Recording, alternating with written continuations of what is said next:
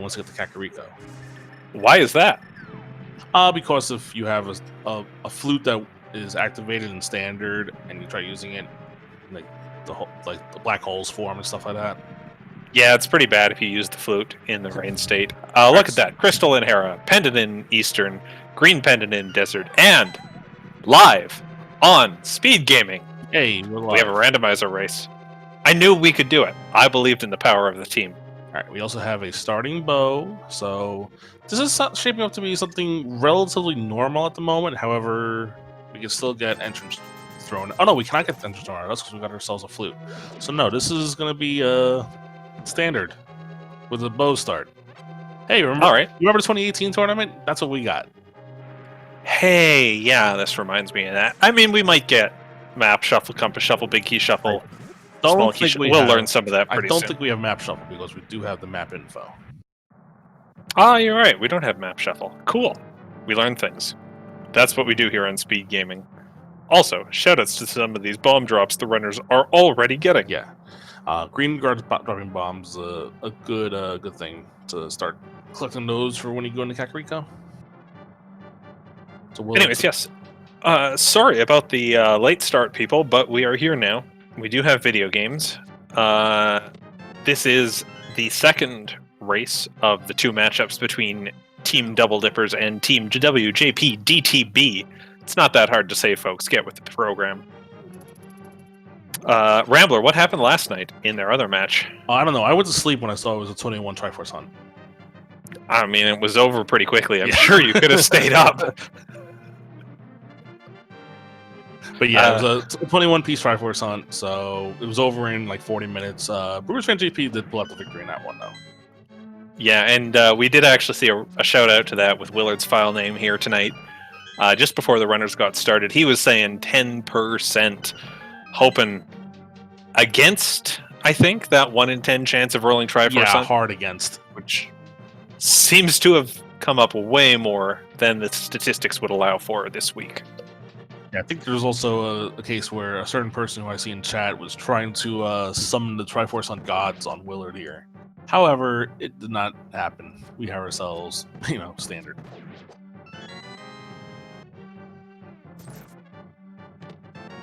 And it is looking like no big key shuffle, no small key shuffle at this point.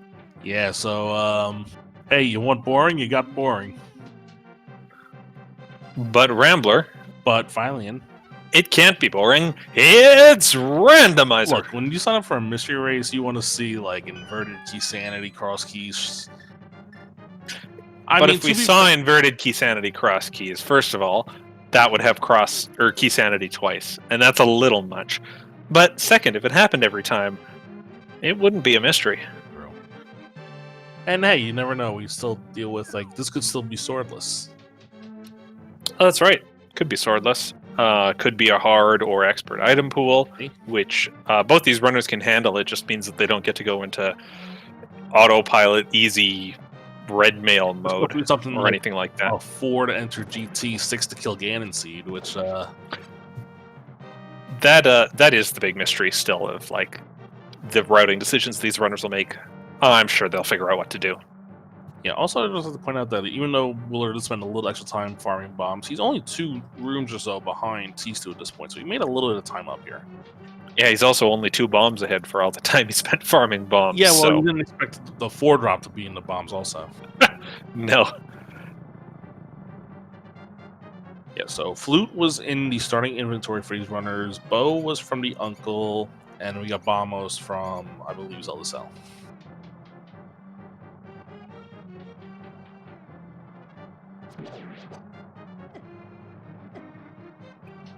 I love bow start. It takes out the enemies quickly. You have enough ammo that you can spend extra shots to farm for things like bombs if you really want to.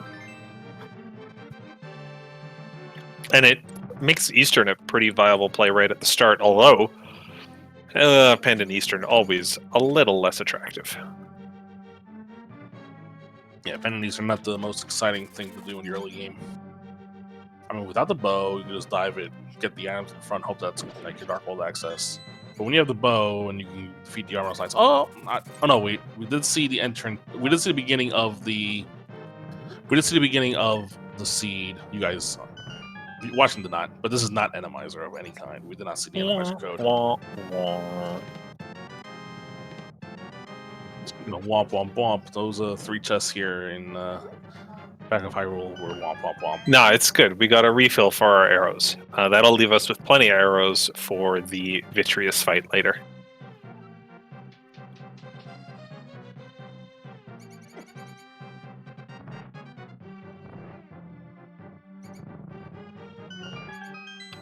Hey, Rambler, you know what always impresses me? As a kid, I never knew what I was supposed to do in that room before the sanctuary. Like, do I pull the left lever or the right lever? These guys get it.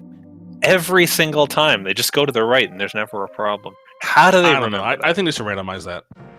Oh, God, please no. That's worse than the TR pegs. No, it's not. Nothing's worse than randomized TR pegs.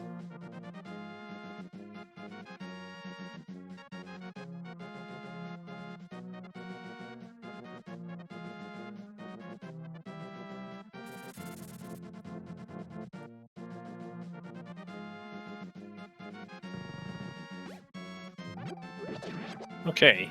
Mid-tier triples give us 4 little magic jars, roughly half a bar. Actually, exactly half a bar.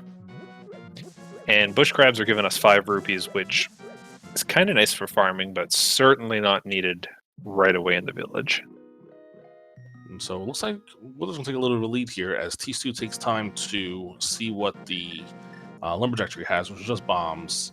And Willard just opts to skip that for now. So tstew has the information that Aga is dead for that at least. So Willard takes a slight lead back from not checking that at the moment. Does find blue mail out in the end. Look at more bombs. Oh, look, more bombs. And yeah, the blue mail does confirm to us normal item pool, not hard or expert. So even in hard mode, Okay. you will not find blue mail. Okay. Seems good.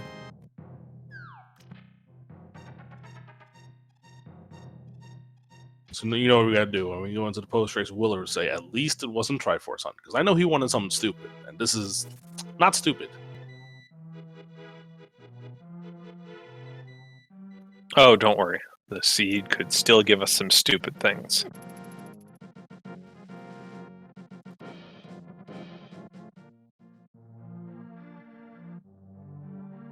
There we go. Well, how about the early mirror from Blindside? Is that That's not stupid at all. That's just a beneficial thing to have. That's true. And it makes your early game routing a lot easier and less stressful. And I'm on board with it. Yeah, early mirror is always a nice thing to have, just so you can route that in early. We're still looking for something stupid, and we're not getting it. I want to shout out tstew's use of quick swap there to get over to the mirror and mirror delete those blocks, which saves like half a second. Yeah. Those blocks, but it's half a second that's essentially free. Shout out to quick swap, I guess. We got ourselves a bottle here, so we can route in Sick Kid while we were here in CAX. I like it. That's good. Still waiting for something stupid. There's the Moon Pearl in the well. This is looking pretty normal to me. Still waiting for something We stupid. haven't seen compasses yet. There'll still be compass shuffle. How about a hammer from the bottle vendor? All right. So, get a glove, go beat pod. Yes.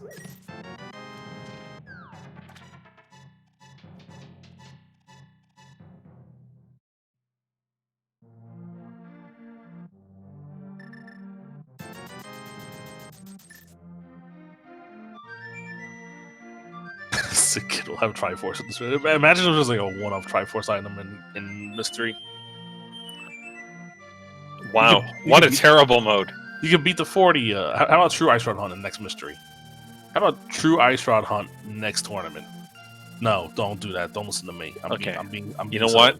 Rambler's going to go off to SpeedGaming Bad Ideas, and he's going to run his own tournament. No, I'm not. And the rest of us can hang out here on the league.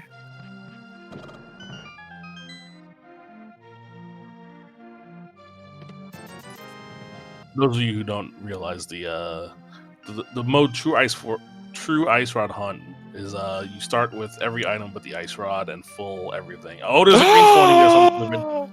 This could be swordless. Huh? We found something. That is the kind of stupid I'm here for. Now, that could still have been the flute, to be fair. That's right. That's right. You take the flute out of the item pool, you give it to the players in their starting inventory. You have to fill that item in somewhere.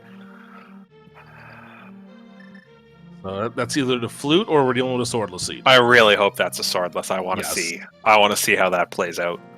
That's not even a be mean to the runners thing. That's I know these runners can handle it, and I want to see how they do it. Yeah. Ooh, there's a fire rod over in Desert Ledge.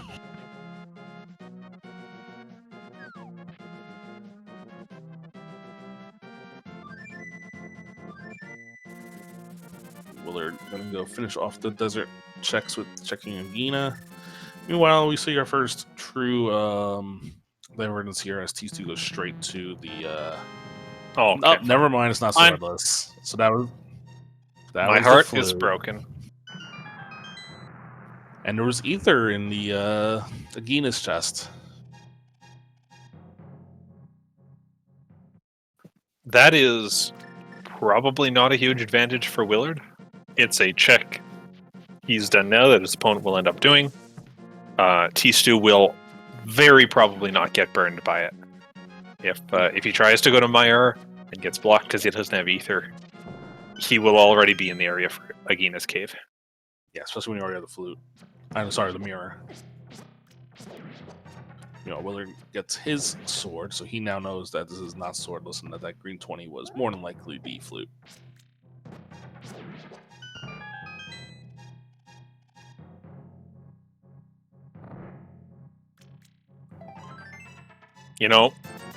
It's a long way to go for 20 rupees, Willard, but when it puts you actually in Zora territory, it's worth it. Yeah, just because you do want a few extra bucks, especially because we know that as soon as these runners get Dark World access, pod is available to them. You want to be able to open pod with 110 rupees.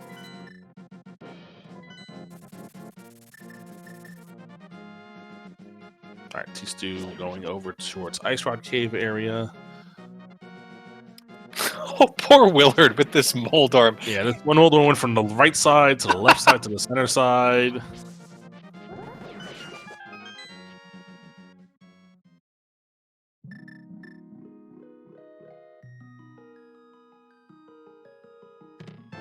And there's your power glove, so we now have Dark World access after Ice Rod Cave. Okay. So now we're going to see probably some divergence as we enter the Dark World. We're going to see T-Stew probably go straight to a type cave here, though. That's what it looks like.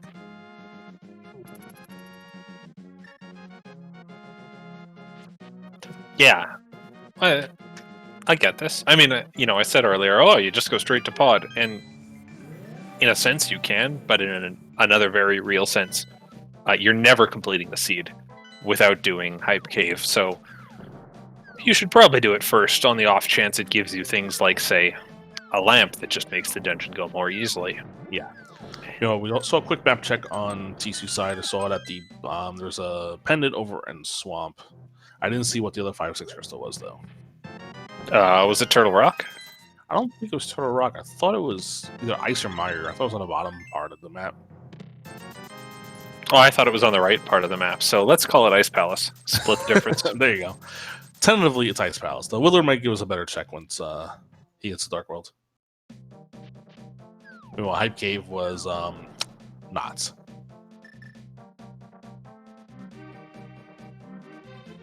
Aha, see, it was Ice Palace. And Turtle Rock. Oh, there's two of them, okay. Yeah, so it's just a regular part. crystal up in Hera. Such is our life. Of course. This isn't a standard normal 7/7 seed. This is mystery mode. That's right. So T-Stew is less interested in going straight to pod, much more interested in figuring out what he actually has to do to win.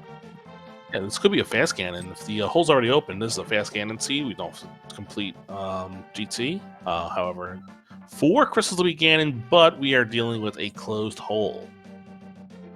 And we have a hook shot. Okay. Okay. So that puts all of Death Mountain into play. Let's just book it right to oh wait, on the flippers. Never mind. I was gonna say Pen and Swamp, but Yeah.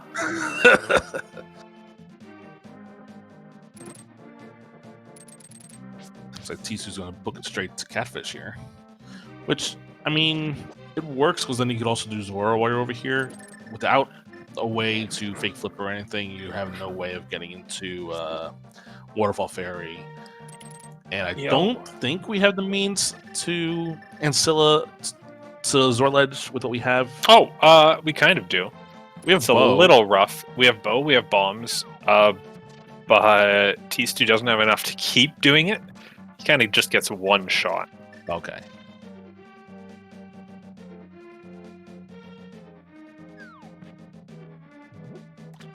And Willard is saying, I don't have the boots. I do not have time to walk all the way to Catfish. I am going back to the village. Yeah, this could be a straight to Thieves Town play. Catfish only has 20 rupees.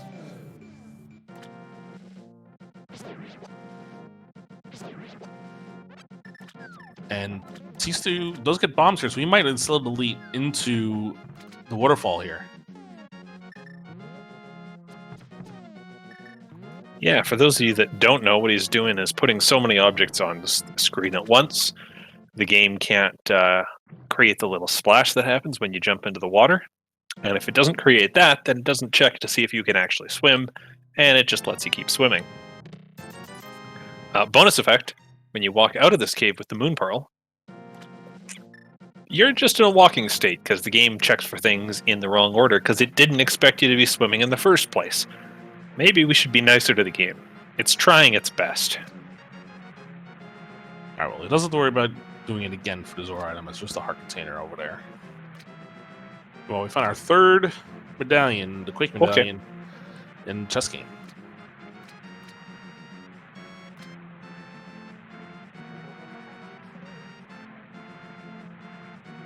So not having to worry about medallions is always a good thing. Zora not having anything for us either, just a piece of heart. I like when T-Stew was walking through Zora's domain, how he wasn't afraid of the whirlpools. I know a lot of newer players at the game who don't have that feeling for the timings. They see the Zora whirlpool pop up and they're like, oh my god, I can't walk over that whirlpool. The Zora's going to come up and it's going to hit me and everything's going to go wrong. So people go out of their way, they start taking diagonals, which lags the game when there's that many sprites on the screen, and it just slows them down. It's a mark of a more experienced runner when T-Stew just goes, I'm not afraid of this, I know my timings. Alright, so Willard entering Thieves Town. It is a crystal dungeon. So definitely a good play to make here as we start off with small key, which again we're most likely dealing with. The only things that could be shuffled at this moment is compasses, but I'm assuming we're going to find a compass in here and put an end to that because we haven't seen any wild compasses yet.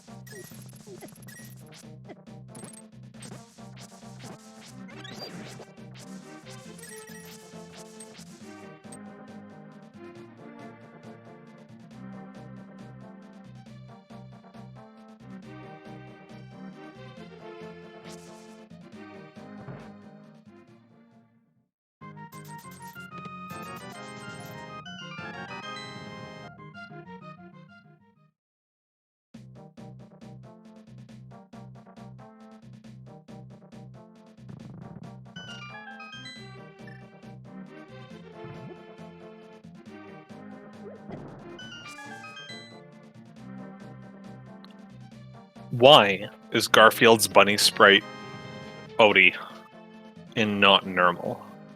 I think that question is asked every time we see. Well, Odie it's because pop up. no one's given me a good answer for it. Odie is the more popular character. It makes more sense for. I don't know why you know. There's a lot of questions. I mean, if you think of it this way, in the regular game, Link turns into a bunny. So why not turn the cat into a different animal? You know what? That's the best answer I've ever heard. I'm good. We can retire the question now. All right, Thank you, so- Rambler. No problem. You've saved it.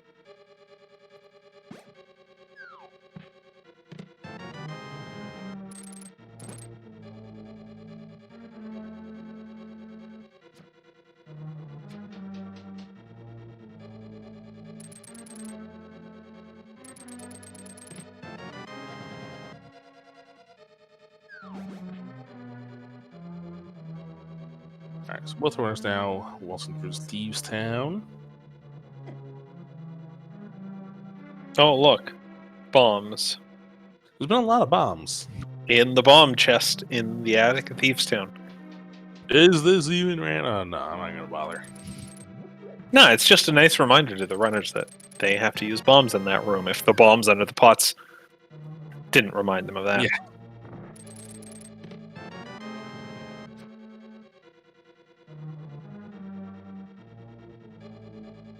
We have not seen the compass yet. We still technically could have wild compasses. It doesn't even matter that much, but I think we're just excited for that because Yeah. it would mean that something is abnormal in this seed. Well, we already have the 4 crystal game. I guess. That's not That's going to pretty matter cool. when GT ends up being 7 crystals to enter. Okay, that's true. Still no compass. Ooh.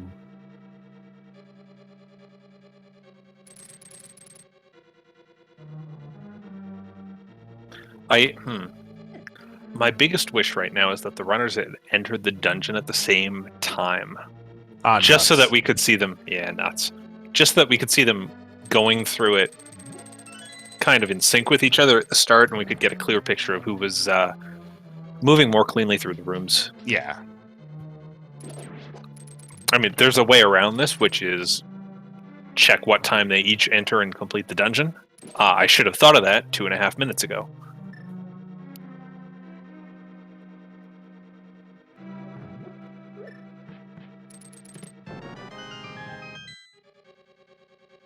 And I do have to point out that I have definitely seen a few more new blind phrases here. Like that one, I definitely is a relatively new one.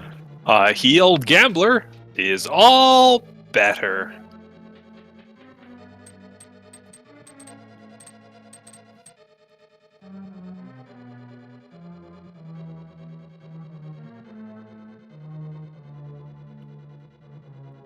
Well, our first crystal of the seed at 22, just shy of 23 minutes for WillardJBradley of Team WJPDTV. See, you can say it fine. I don't know what everyone else's trouble is. Memes? Yeah, those do get in the way of people. Alright, so from Thieves Town down to the South Dark World, we're gonna see the dig game, Stumpy. I guess we already saw Hype Cave. This, boy, the longer and longer this goes on, the more it feels like a classic, I don't know, 2017, 2018 type of tournament race. Pretty much. And I mean, no starting boots either. Definitely not 2020.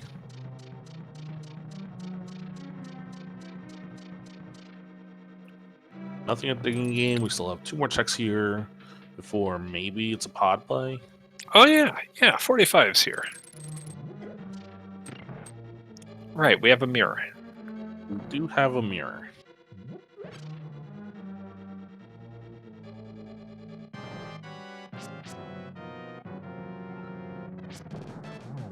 Yeah, so what we're dealing with is something pretty generic, but we do know it's 4 crystal Ganon, so it could be over relatively soon with relatively low health, low ammo, but we don't know that yet. Don't you wish you went to K45 first now, Willard? Yeah, geez, Willard. This insignificant routing choice has cost you 5 or 10 seconds.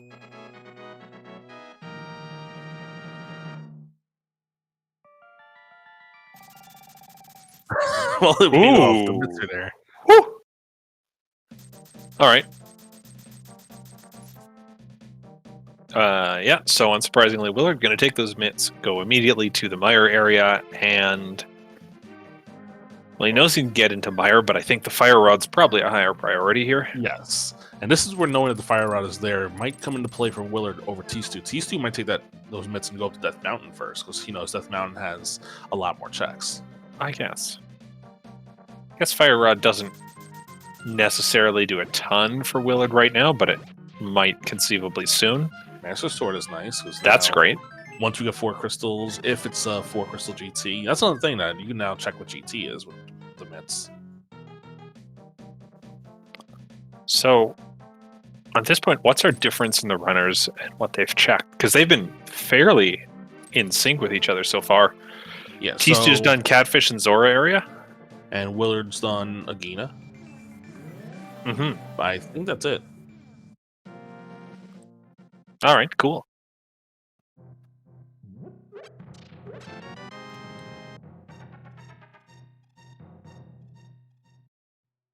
It looks like tstew had the strictly superior routing here by going to 45 first. And it looks like Willard's passing up on the Meyer check right now, given that he doesn't have a cane. Yeah, he's got Fire Rod, he could do left side, but it is a fair amount of time to invest. Yeah, instead, we're going to see him go take the Fire Rod straight to Skullwoods here, which makes sense. Skullwoods is a crystal you can beat. We can technically beat 4 dungeons right now. So if it's 4 crystal GT, we could be in go mode. 4 dungeons? I'm pretty sure. Oh, Heck, 5 dungeons. Yeah, 5 dungeons. What's the 5th one? I don't know. Pod. Whichever one you're not counting in, you're 4. I wasn't counting pod because that's still technically out of logic. No lamp. I mean, yeah. Yeah, I know it doesn't matter, but Hera's in logic now, Skullwood's in logic now, Ice Path's in logic now. Nah, Ice actually isn't. We have no flippers. Not that anyone cares in a pendant swamp seed. Flippers, what are those?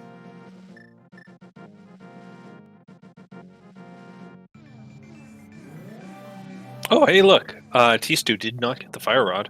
Yeah, but he doesn't know it was there. He is instead headed up the mountain. Probably going to see him clear Hera.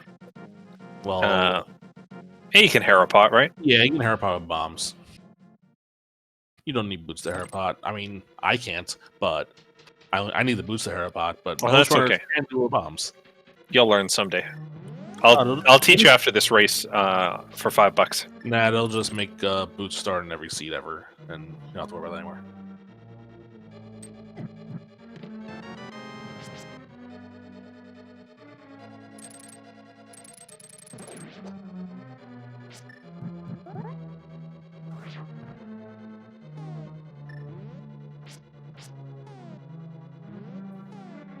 Oh, it's going to be tough for tstew to get lined up in time and correctly identifies he's not going to get it, so he's best to just walk away and try again. I think he's going to move 1 pixel right. And there we go. All right, so it's just double pixel perfect. It's like kind of like a hammer yump. It is not unlike the hammer yump. That is correct.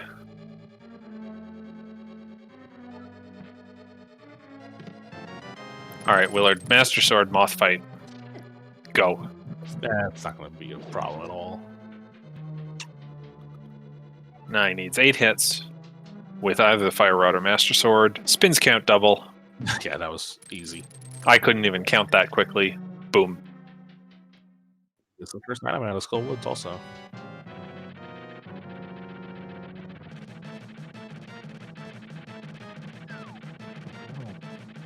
So we're going to see, looks like Hammer, as opposed to the spins from tstew on Moldworm, and also very quickly done.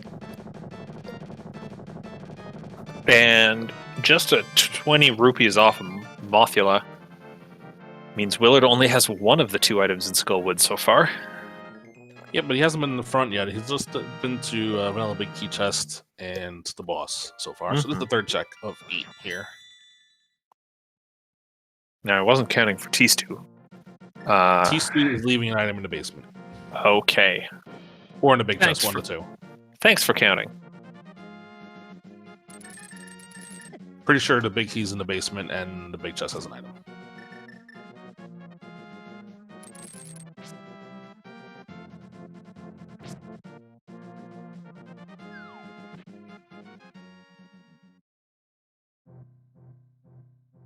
So this double visit to the Dark World has worked out well for Willard. He gets a crystal, but also he's coming back with mitts this time.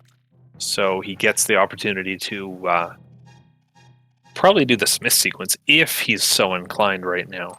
There's also an argument to make that, you know, you've got so many crystals available to you. maybe you don't want to go messing around with Smith stuff. Yeah, I think at this point, because he knows it's 4 crystal Ganon, if it's 4 crystal tower, he might just knock out one more crystal here, either ice or pod, and then book a Death Mountain, check to see how many crystals he needs to get into GT, and then you can beat Hera while you're there. Yeah. Although you can pick up the Ice Rod if you want to, except no, you can't. But good information to know where the Ice Rod is, just in case you need all 7 crystals. Mm-hmm.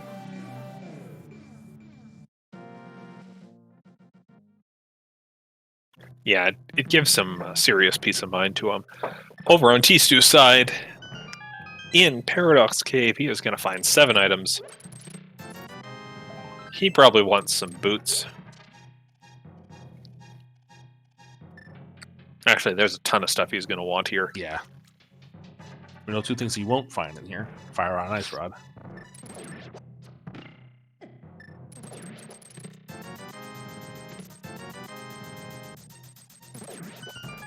Money, bombs, money, health, Man, money.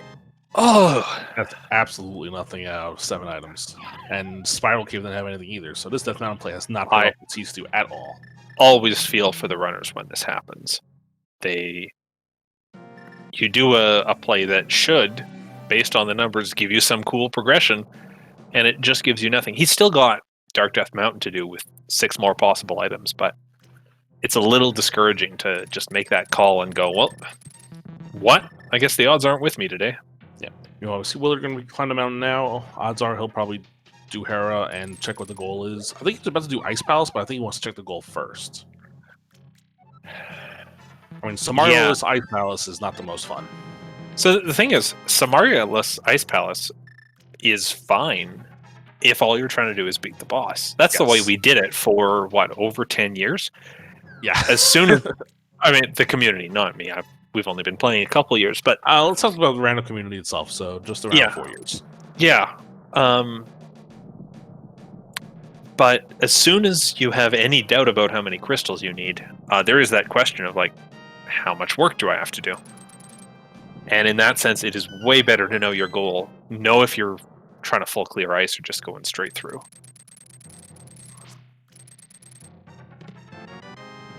Alright, so doing a check Cookshot Cave. I'm assuming he will be going over to see what the goal is for GT, as we do find the flippers, so now we can do Pendant Swamp.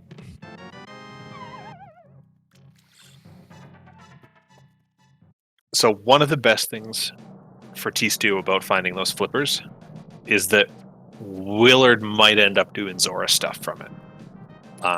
That's a time sink that T-Stew basically needs his opponent to go do to make it back up. Right, Willard with the faster.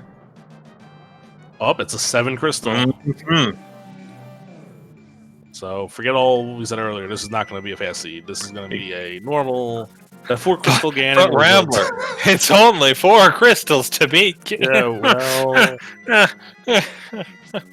well, T-Stew now sees the Fire Rod, and he's got to go back to pick it up. Alright, so at least we know now we're going to need Cape.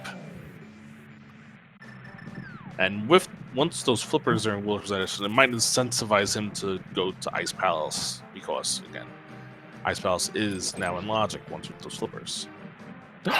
Willard poked a Moldorm. Yeah, you better poke the next shot, too. Uh-oh, now he's going to get enraged Moldorm. Alright. It's fine. We just laugh at him for enraging the Moldorm when he had a Master Sword.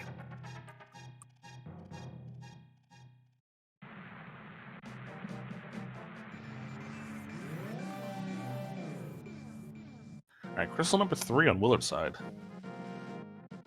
3 of how many? 4 to beat Ganon. Oh, wait, we need all 7. Oh, okay. You know, we will see something on T-Stew's side we haven't seen on Willard's side yet, and that is Desert Palace. Green Pendant Desert. Interesting play. I guess when you know it's 7 crystal, suddenly the feeling that you're going to end up checking this dungeon gets a lot stronger. And in that light, doing the dip now while you're here makes some sense. We're going to need boots if you want to complete this dungeon. Okay.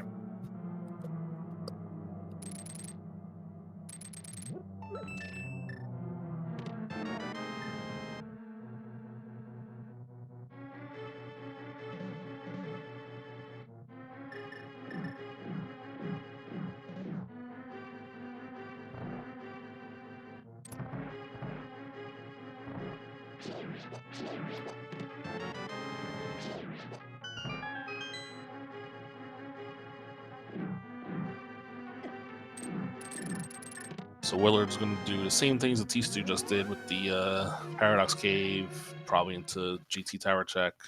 And we know this is going to lead to pretty much nothing except for the information that you need all 7. Mm-hmm. On tstew's side, we saw him pick up some bombs as one item in Desert Palace. That, of course, leaves one more item behind, either in the big chest or directly on the boss.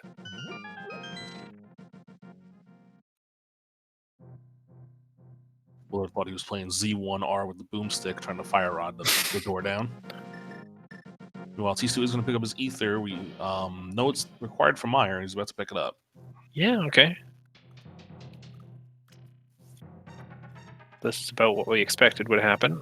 At this point, we are approaching a situation where the major difference between the runners in terms of their items and knowledge is going to be Willard knows Ice Rod is sitting up on Bumper Cave.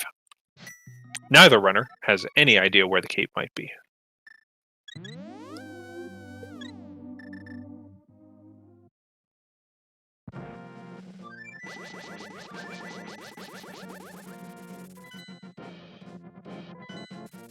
Now, what does that actually mean in practice? Well, it means that if they're deep within a dungeon, looking for their last item, and they both find the cape, Willard's going to be prepared to bail on that dungeon and just go, great, I'm in go mode. tstew going to be less confident when he actually finds the cape, and maybe a little less eager to go check. What do we call it? Bumper Cave, as soon as it's in.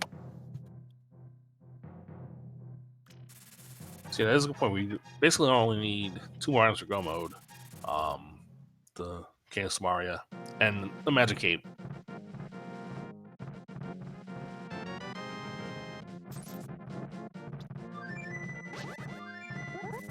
Yeah, we also want the boots.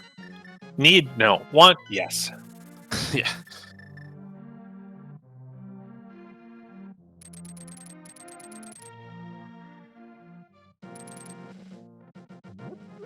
Alright, so Willard picks up his flippers. Oh, and yeah, technically, I suppose, if a runner sees the lamp, they will not hate to pick it up. Yeah. So both these runners do not need the lamp at this point to beat the seed. There's kind of a critical mass of hearts and or armor you need to get to feel comfortable, say, doing the Meyer dark rooms without the lamp. I don't know where that is for each runner. I feel confident saying it's somewhere below 8 hearts with blue mail. Yeah. I mean, from my perspective, the only rooms that are really tough with the lamp are helpful with the fire rod. Look at what Willard's doing. He's doing something that tstew couldn't do, and that's check this last check in Hera.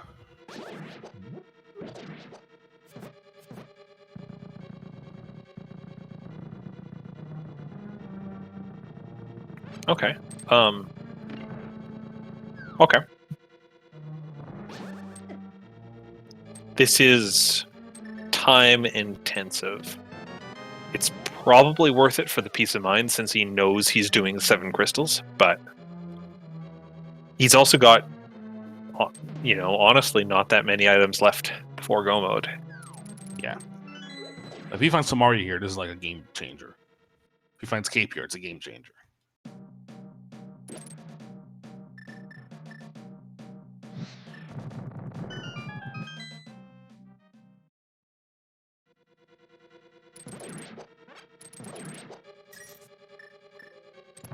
I suppose partly it is a case of, for Willard, he can do it right now.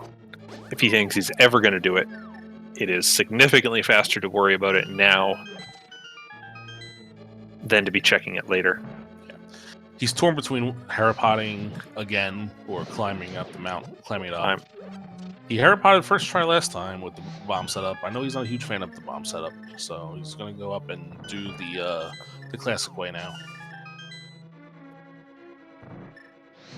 Yeah. Okay. All right. Weird, but okay.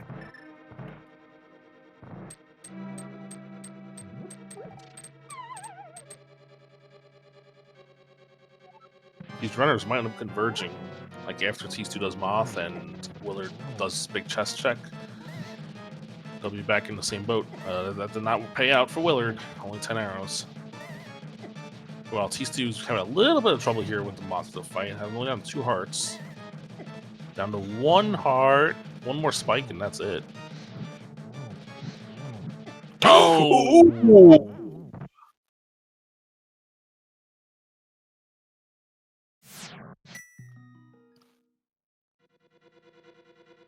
That is rough.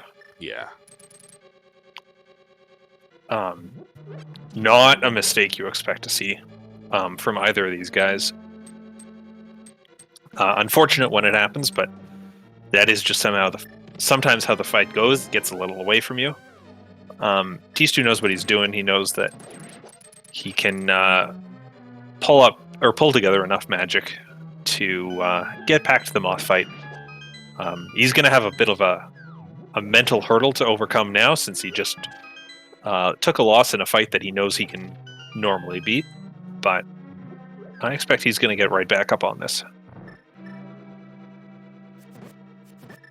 We're checking something we haven't seen yet, which was the back of Sahasho's hut. Which was nothing but a heart container. While tstew making it through. Yeah, he had to get a lot of magic back up because he used it all on the first Matsuo fight. Yeah, good work on his part to stun the mummies so they weren't in his way, and then being very deliberate in his positioning so that he wouldn't accidentally hit one and lose a fire rod charge to that.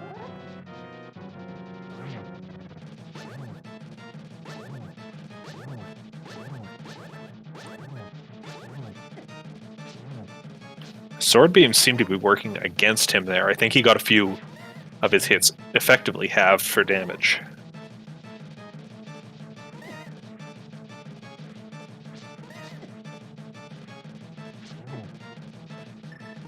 Still having a little bit of trouble here with Matsuo hanging on the side. Oh, there we go. Done. All right. All right. Good recovery on his part.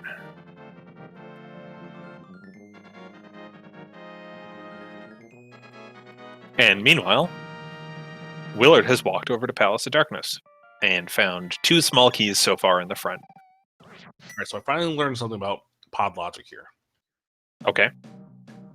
There are 2 non-small key items in the front 1, 2, 3, 4, 6 chests.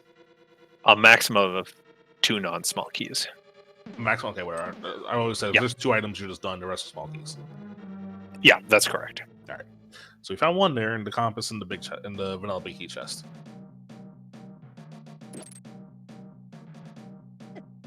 So this tells you that there's going to be 2 items in the bow lock. Oh, sorry, 1 item and 1 key, or 2 keys in the bow lock side. Mm-hmm. That's right. In this particular seed, doesn't work out too well for the runners. Often, you'll see people put off doing the what do we call it? The vanilla big key chest. Because another way to think about what you said was there are at least 4 small keys in the front half.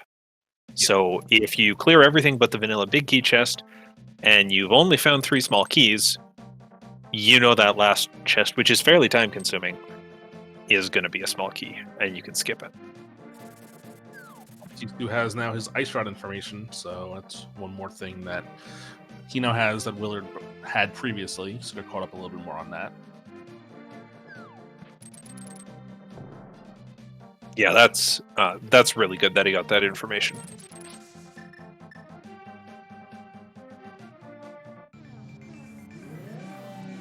And nice use of bomb in the pit hole to let Willard get to the back real quick.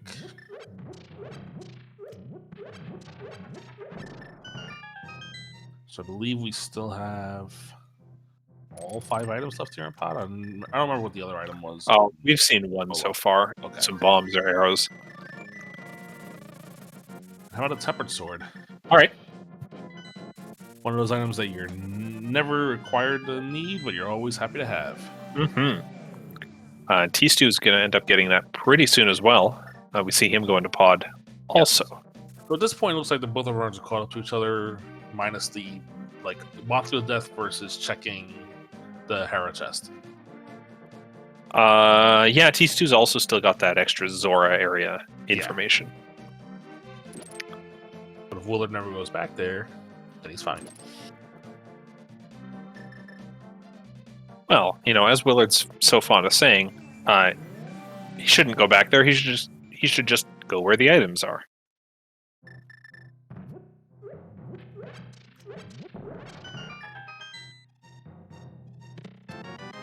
I'm assuming Willard's doing this for the same reason that I do to Hermione, but I don't have the lamp. I find it easier to navigate going backwards through the dark maze than forwards.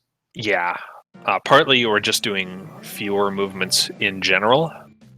Partly, the starting area of this room has a lot of awkward directions to move in.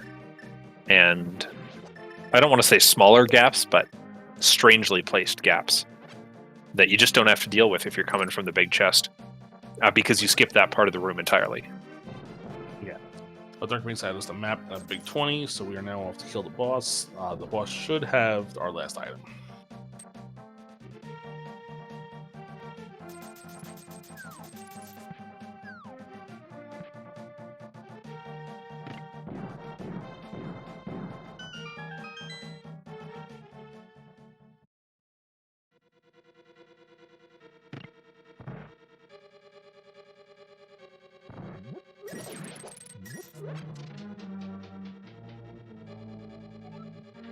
So just a recap for those of you who are just tuning in as to what the modes are.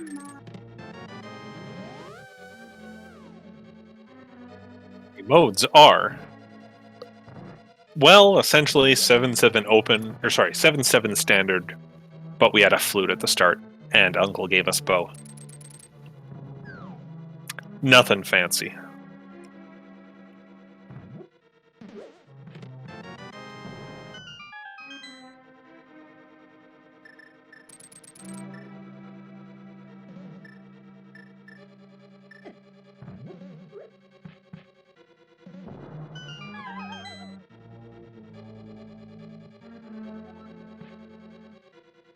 All right, Willard making his way through the dark basement here.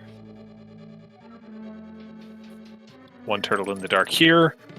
Sword knocks into the shell, and then you hammer. And he's switching to the fire rod. Going to go for the quick torch light in this room. Gets it, and now the room's on easy mode. That was very easy. Yeah.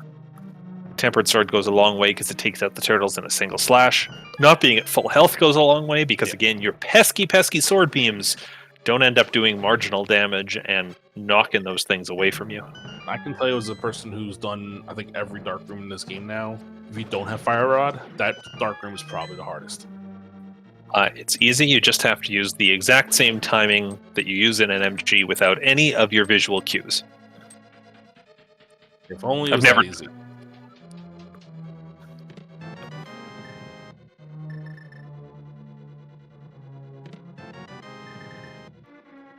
And Willard takes out Helmus Arcane, gets crystal number four crystals. Hey, we can go begin. Does that mean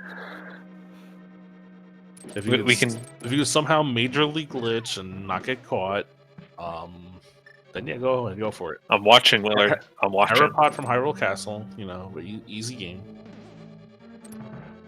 Oh, we just call that one Ganon Pot. Ganon Pod, yeah.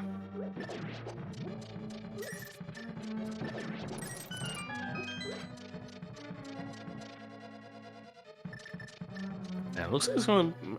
I thought he was going to... he threw me off, too. I was like, dependent Eastern play? No, he's not doing that. Nah. It's going to be Ice Palace play, which definitely makes more sense. Yeah, it sucks clearing Ice Palace all chests without the Cane of Samaria since the start of this year when Icebreaker became a thing. We all got a little bit spoiled. Now, wait a minute. We could still find Cane of Samaria first chest in Ice Palace. And everything is saved. No, it's going to be in the big key chest, right where you'd want it for Icebreakering.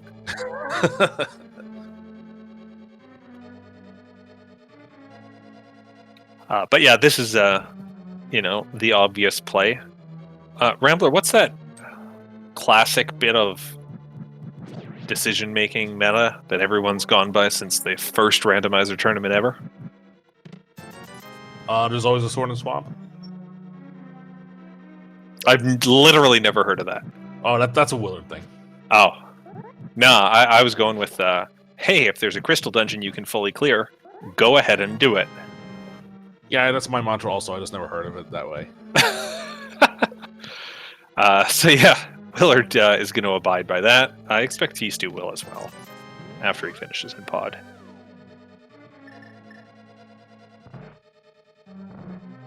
Because reminder for everyone watching, at this point we are basically down to just looking for Kane of Samaria and a magic cape to get the ice rod off a bumper ledge. It's good thing you had a second part, because I was going to say something stupid like, oh, why does Laser Bridge have it? But no, yes, the ice rod is on. No, if it was on Laser Bridge, we'd need the mirror shield. Of It's course. it's in Turtle Rock, which means you're supposed to use the mirror shield to get through the lasers. Or the Cane of Burna. That's not in Turtle Rock. Then why It's is the ice nearby rod on the Turtle Rock? mountain. I mean, that's a very good question. Hey, remember when we used to do Ice Palace bomb jumps all the time? It is like the most important glitch in the game. Yeah, it's still important to have as a backup. I will say I've noticed that some runners, myself included, have gotten a little sloppy with that bomb jump ever since Icebreaker became a thing. Yeah. It is good to see someone can still bust out the fundamentals.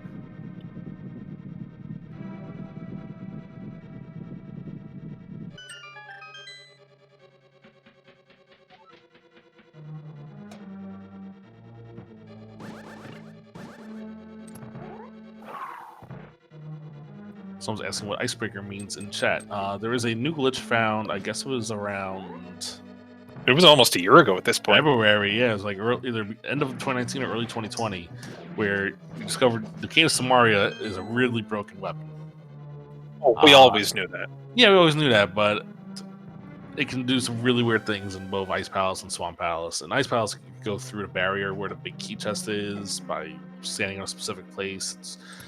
It's hard to explain, but when you see it happen and you explain how to set it up, it's pretty easy. Oh, it's actually very simple. It tricks the game into thinking the door is longer than it is. And so you can just use the fact that you're walking through a door to walk through walls. Yeah, meanwhile, the one in Swamp Palace is more along the lines of... By the way, it was a compass in the chest, not Samaria. The one setup in that's called Diver Down for Swamp Palace is more along the lines of the hammering up we saw earlier from both our runners. A rail clip.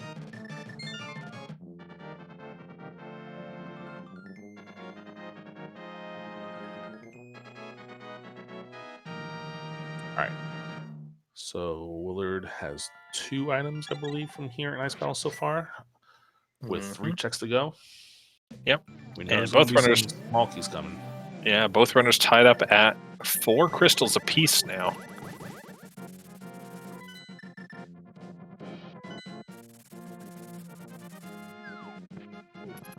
Where's T? Oh, I see. He's gonna go check the High island on his way there. Yeah, we'll like also that. but did it a little out of the way. Meanwhile, we did see the we're also going to see Popo, I think, from tstew. I think he's put that off the first time. Yeah, because he canceled it up at So we never checked Hobo. Meanwhile, we did find a book here in Ice Palace, so maybe, just maybe, the answer is on one of those tablets. Those are really obnoxious to get to at this point in the run. Either's not too bad to get to.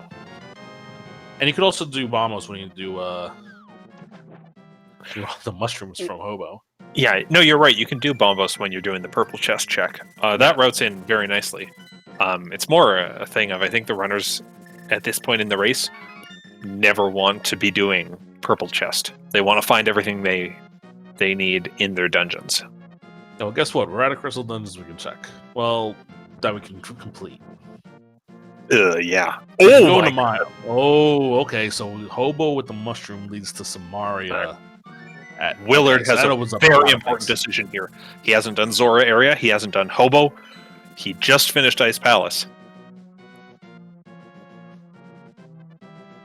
And it looks like he's going straight for Hobo, so that's going to pay off for him big time.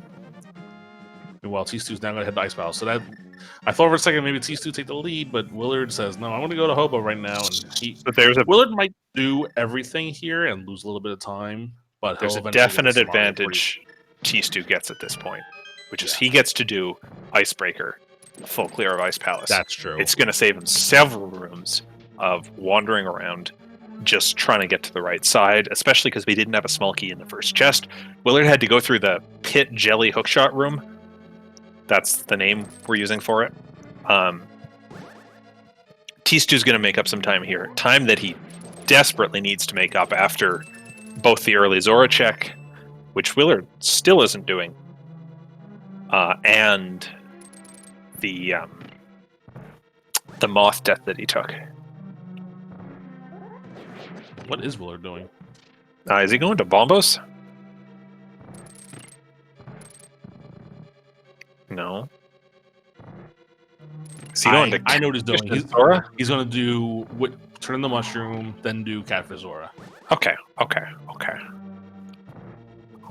going to be pretty much neck and neck once Tisu's done with Ice Palace here. Yeah, here's that icebreaker we were talking about earlier, where you just, Hey, look, like that was long door.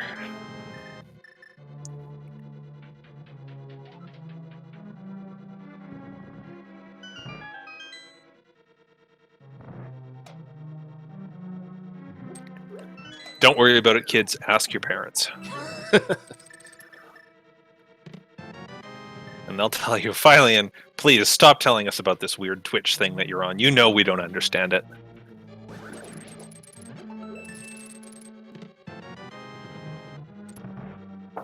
Shoutouts to Willard using a very, very old mirror bonk strat that you don't see too much anymore. When you place the mirror portal right there and then come in from the north, the game just automatically boots you back into the light world. And it is very slightly faster than going between screens.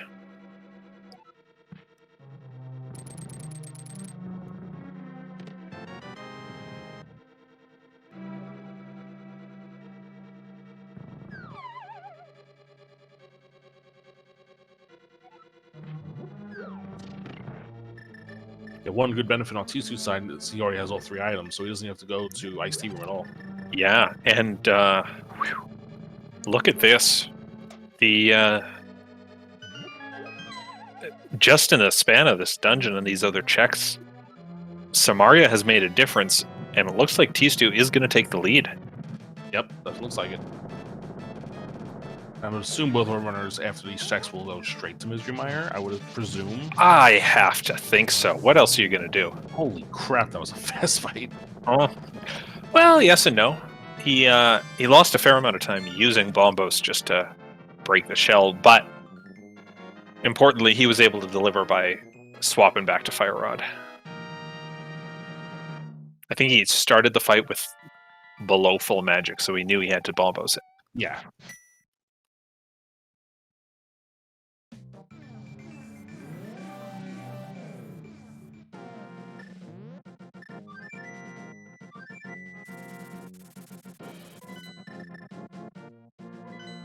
Yep, these two heading straight towards Mystery Mire. Look at this. But Willard will not be far behind. He's going to probably just grab that, save and quit, and then be right on his tails. Yeah, at this point, both runners know it's 4 crystals for being Ganon, but more importantly, 7 to enter Ganon's tower. They know that the Ice Rod is on Bumper Cave, so they're both just looking for the cape with 2 dungeons left to clear. I looked at Willard was considering maybe checking more overworld stuff before doing Mire, but I mean, if you complete Mire, you complete Mire. Yeah. You might have to full clear for the big key anyways. You might run into cape as you're clearing the dungeon.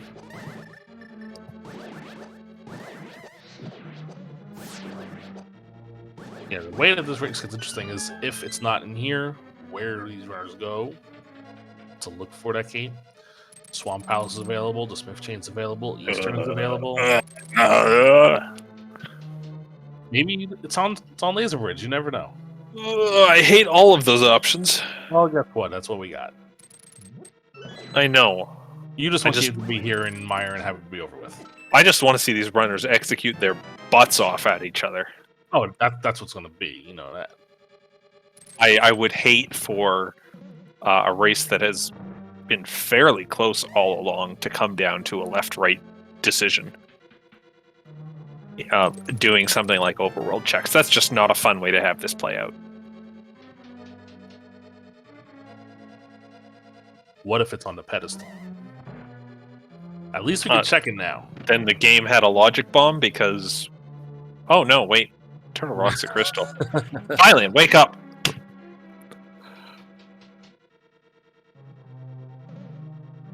By the way, for those of you playing ALTTPR Bingo, I mentioned the pedestal. You can check out the square.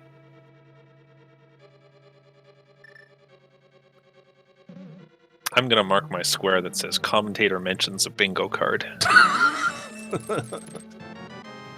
Alright, there's the big key in the lobby chest. Alright. Do we do cutscene chest here? Do we go straight to the big chest? What are we going to do? Definitely going to go left for at least one check. Will we get to?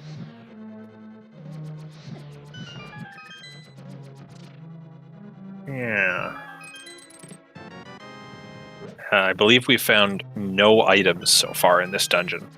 Correct. So if we had found one, there's a strong argument for going straight to Vitreous, because that might be your second item.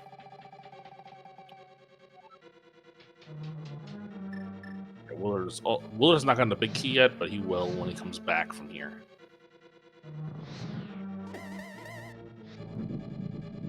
So both our runners will be seeing the cutscene at the same time, albeit at different points of the cutscene. Yeah, love to see them line up like that. Look at that. Willard, I wish you had a heart and a half more.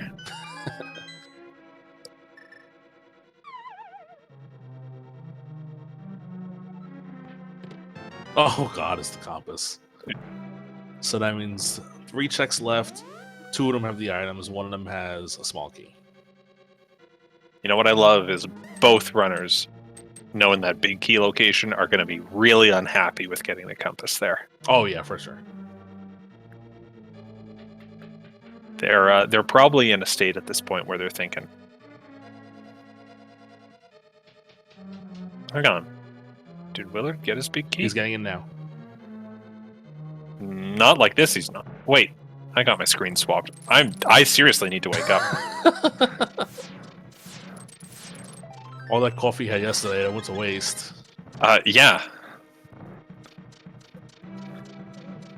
Yeah, imagine drinking coffee before a 40-minute race and then not drinking coffee before an appropriately timed race. Yeah, I was about to say this is not going to be the 3-hour marathon you were maybe could have had, but this is just going to be your normal 90, 100-minute race. Anyways, I did actually have a train of thought, which was both runners at this point probably looking at all the items they've picked up, thinking about where they found them, and this is a process you go through at this point in the race where you go, all right, where is my opponent? What weird spots might they have gone to? Where might they have wasted their time? And I think in this case, it's a perfectly reasonable conclusion to come to, that your opponent might also be in Misery Mire at the same time. Sometimes I'd look at 2 runners in Mire at an hour mark, and I'd go, there's no way they know where the other one is. But here, I think they have a good idea of what's up. And that makes the next decision really scary. This is something that might catch Willard up. He is having a little bit of problem here in Mire Basement in the dark. Oh, just in the first room, yeah. Yeah. If Willard gets this right away, he can take a slight lead here. And I know Willard has been practicing this, and looks like he got it first try. Oh, that was very clean. Hey, we were talking about sync-ups. Here we go. These 2 are basically tied up now.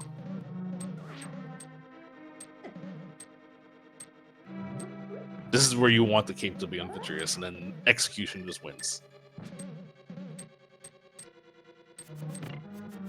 So Mario versus Boomerang to get the crystal switch hit. And Willard's through to the next room first.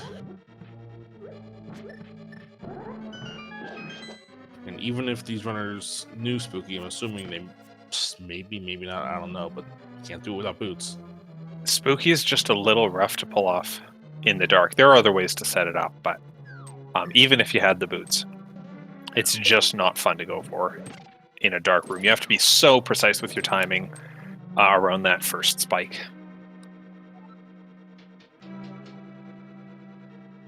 These two matched up perfectly going into the Vitreous fight. Let's see what tactics they use. Looks like they're both taking out the bow.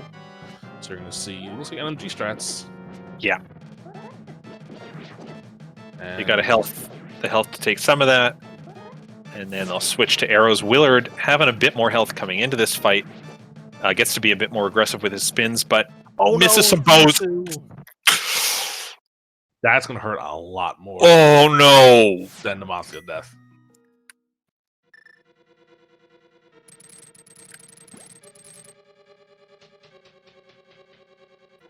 They're not going to keep off of here, so the race is not over yet, but that hurts a lot.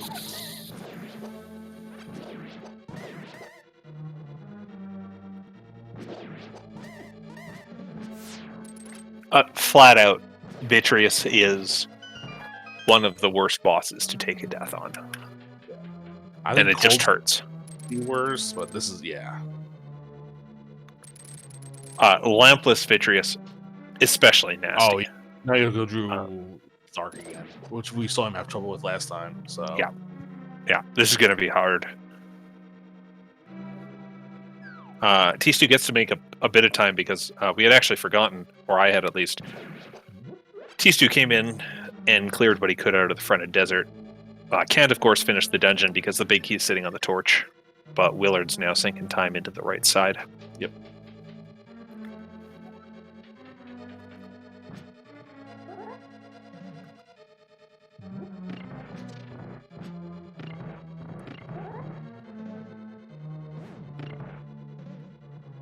Okay. First dark room went much better for him that time. Yeah. Got the setup right. And now in this dark room, because he hasn't touched the switch since the dungeon reset when he died, he doesn't have to hit the crystal switch here. He gets to go straight through. No! No what? Oh, he hit the switch. He's hit the switch. Now he's going to have to go back and hit it. He's put up the blocks. This is... Well, Willard is going to be checking the pedestal here. What's the cape message again? Now you're invisible or something like that? Is that what we want to see? I couldn't tell you what it is. If you showed me the cape message, I would go, yeah, that's obviously the cape. But well, here's what it looks like. No, never mind. I mean, that would have been hilarious if that worked. It's a good check. It tells you if you need to just... Yeah, I was going to say if you get to Go Mode Swamp Palace, but at that point we would actually need the boots to finish the game. Yeah. And it looks like Willard was going to do Old Man, which hasn't done yet. It looks like tstew's farming for health here. Health and or arrows. Yeah. You can't kill Vitreous with 30 arrows, but you can come pretty close with this. 27 arrows will beat all but 2 eyes. Oh, sorry, 23 arrows will beat all but 2 eyes. I think just like taking it slow and letting the eyes come to you and spin away. That's usually the safest strat to use. Not the fastest, but it's definitely the safest. Yeah, there's something I really like here, which is he's using his sword at the start, and he's switching to his bow as things go on. The reason that helps is because Vitreous attacks more frequently the more eyes are down. So you want to have your bow for that scarier part of the fight when the lightning's out.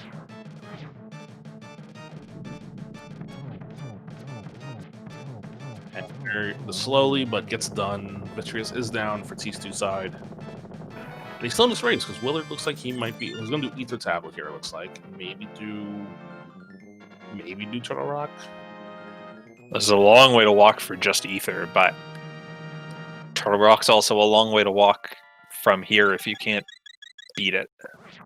I'm trying to think if Willard has done like Super Bunny Hookshot, right? Yep. Yeah, he got his flippers. Yeah.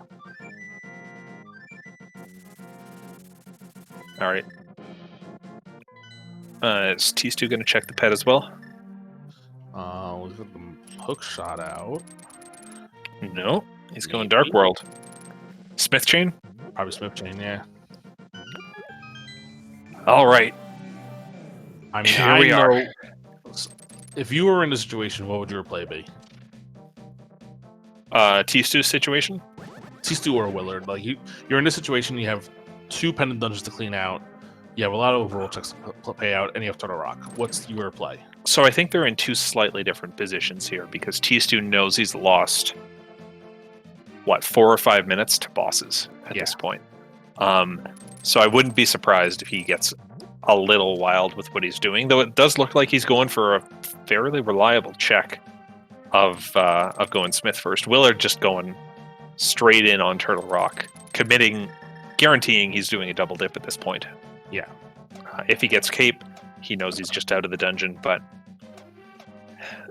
there is this thing about Turtle Rock that I think a lot of people overlook. The first time you go through it, you're going out of your way for a ton of chests. If you come back, it's not that bad. There's a lot of stuff you just get to beeline straight through. And if Willard really wants to, if he finds the Cape in here, he can actually save his portal. His Dark World portal. Yeah, he could. Once he starts trying to do, say, Smith Chain, it is not worth it to be saving that. But No. Or, Swamp Palace. Like, Eastern makes sense if you want to save your portal.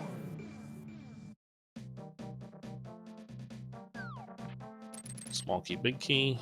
Mirror out. So we'll check the first chest in here and then go in the back.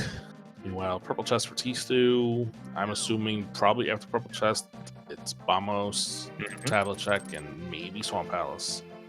I expect so. I think you just go straight in there. You're already in the Dark World, which is some of the hard part of getting to Swamp Palace in the first place.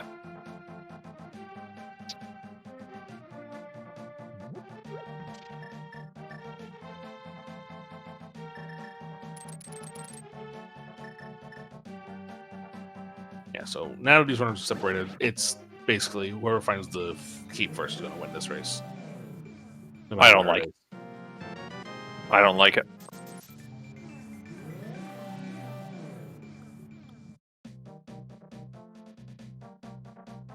It happens. That's just how the game plays out sometimes, but it's a little bit awkward to be sitting in this position of, well, which runner is going to win their repeated rolls on a 20-sided die first?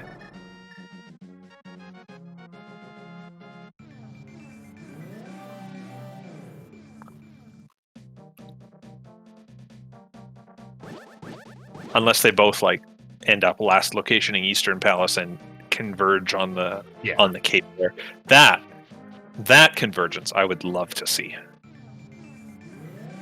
Like if it's in Turtle Rock, Willard's won. If it's in Swamp, T-Stew's won.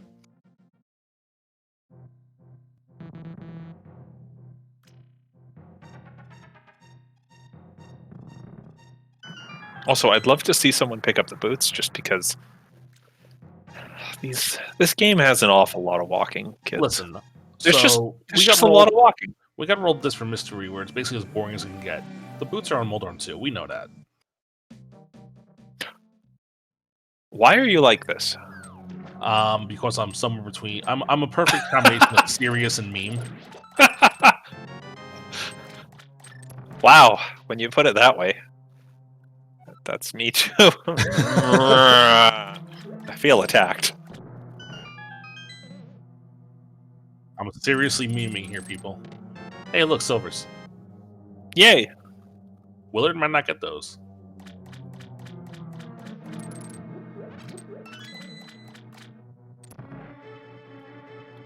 Are they nice? Yes. Do we need them? Not really. Does it make your Ganon fight faster? Probably not enough. Yeah, and if Escape's not in Swamp, then yeah, it's not worth it just to get silvers there. If Willard finds Cape here on Total Rock and gets the hint from Ganon that Silver's run Swamp, Willard's not missing the Silvers. I think he'll just chuckle and then do spins.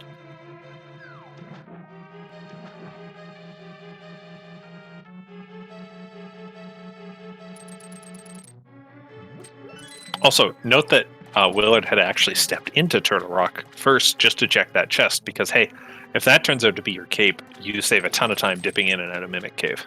Yeah. For all you computer science folks out there, he is taking the greedy algorithm. For all you non-computer science folks, you just learned something today. I learned something today.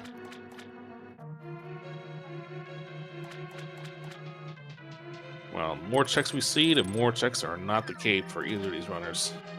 Okay. Also, where's that lamp going to be? It's probably first chest at Eastern, right? It's probably actually here in Swamp. I expect T-Stew's going to stumble on it. Shoutouts to having Kane when you do left side Swamp, meaning you can dive her down, drown that key on purpose, not feel awful about drowning it like we did for a couple years. Set up your diver down right here. And if you time that bomb so it goes off as you leave the upper room, it keeps going off when you come back up to the room and the ghost of the bomb hits the switch. Yet somehow that's not what we call the spooky action glitch.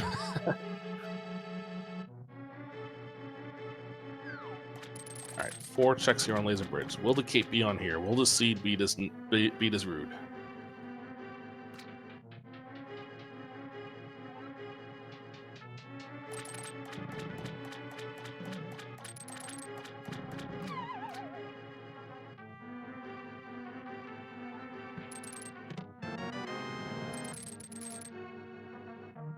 I really wanted Willard's Heart Container there to be Sank Heart.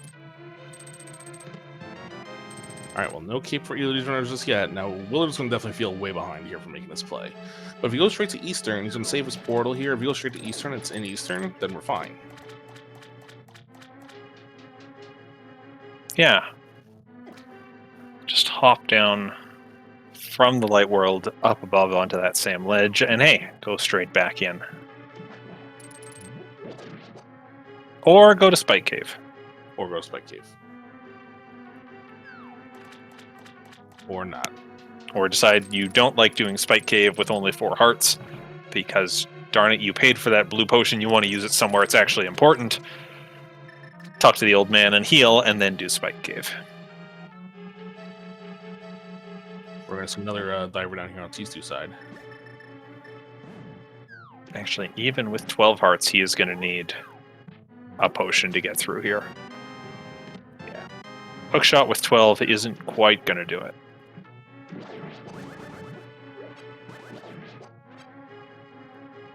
He does have potions, so we should be good. Ooh, and T-Stew gets eaten by the door in Swamp Palace. You can avoid getting sucked back into that door by bonking into the lower wall of the downstairs room. And if you don't have boots, ha! Well, guess what? He doesn't have boots. Oh, there's the cape, though. Oh, there you go. T2 is now in go mode. Mm-hmm. Willard's gonna smartly take a death here so he saves his portal. But he's gonna be going to Eastern first because he wants to save that portal, and that's gonna put him further away from that cape. Looks like it.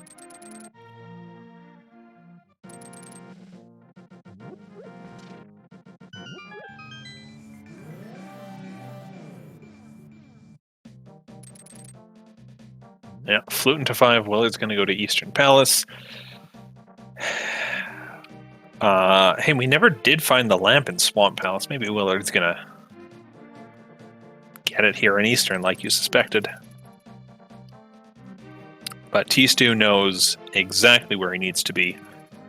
Probably doesn't feel too great about his position. Yes, he picked correctly after the Meyer play, but with those 2 boss deaths he took earlier, he's probably a little frightened about his relative placing right now. We know he's doing just fine. There was a slight chance that I hate it, but go ahead. Porch. And if the boots are somewhere like here in Eastern. I hate it, but yeah. But, you know, it's still a thing. It's a thing. It's a thing. Not going to tell you it's not.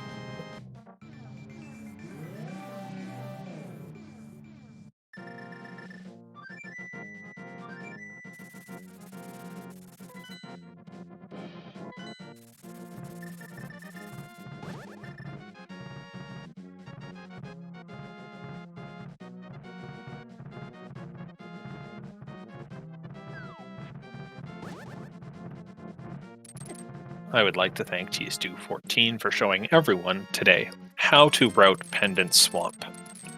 When you're just looking for one item, you do the left side first with your diver down, then you go to the back section, but as soon as you find the big key there, you will open the big chest before you go back to Waterfall Chest, because it is painful to re-enter the dungeon just for the one big chest.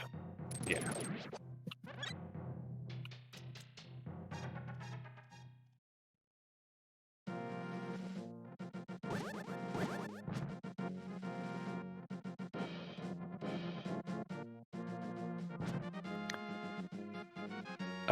Hey, Willard hasn't found the lamp in Eastern Palace. No, he is not. So, where is it? He could still be on Eastern Boss. Oh yeah, he got his big key early. Fire Rod puts the Armos Knights logically available. Mm-hmm. Okay, yeah.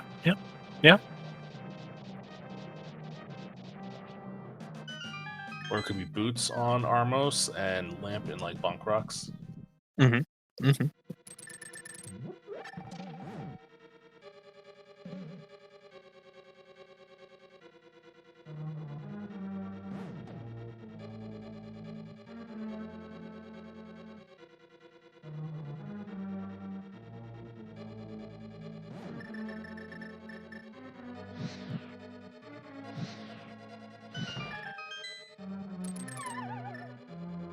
Yeah, lamp isn't on Armos. I have no idea where that thing is. I mean, where else could it be? I think we checked everything else. We've been pretty darn thorough.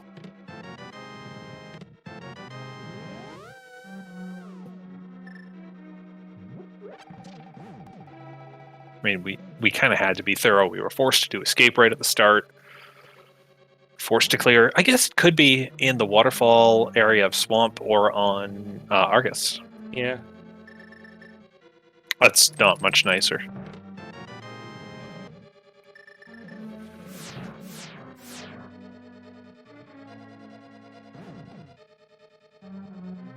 So, you know, I think there was still a chance if Willard had gone straight to Swamp that he could have caught up, just because, as I said earlier, he's not messing around in the front of TR. He gets to go straight to the end, but the time he spends clearing Eastern Palace, rightfully so, because there's 3 items here, and it was in logic since the start of the game. It just does not work for him. Yeah. Let's see what he does now.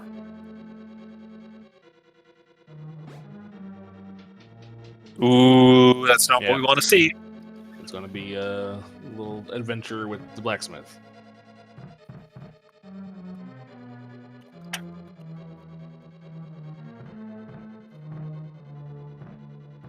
tstew also comparatively gains a little time here in Turtle Rock. He's able to just steal the key here and skip the big chest if he's interested in that.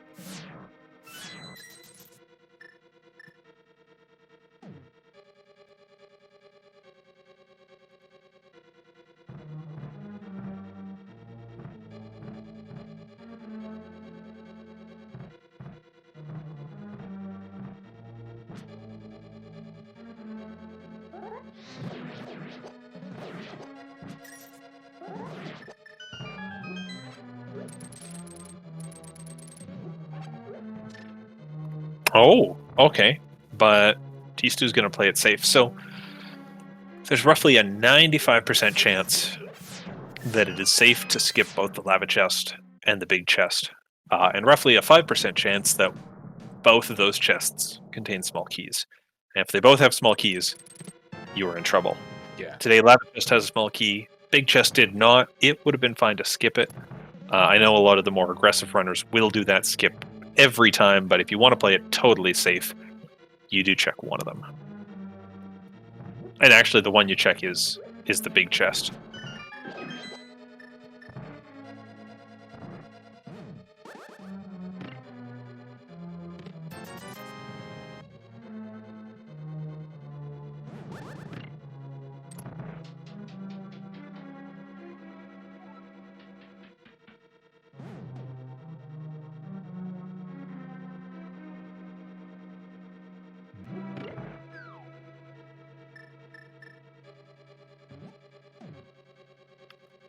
A good use of quick swap to hop over to the cape quickly just to save the health on those fire bars.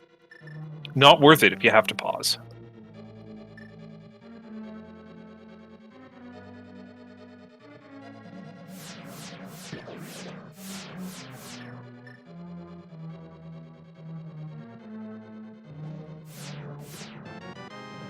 Funky, so tstew is now going. He is checking the rest of his chest. I guess just in case he wants to find boots. I suppose so. There's not much else he can find. He's got silvers. He's seen the red mail sitting at the back of, or at the floating island on the mountain. Lamp can't be there, we know that.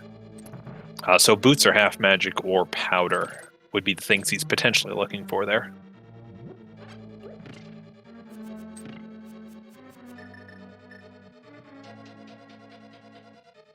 So you're not gonna always checks before going to Swamp Palace.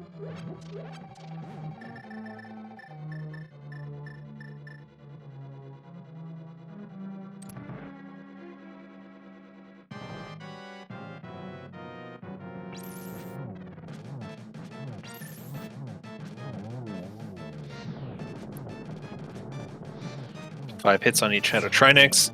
Important to know that even though he's playing with Quick Swap on, Quick Swap still stops you from switching items while something on the screen is exploding. Yeah. So you do have to do that Fire Rod switch earlier, which thankfully he did.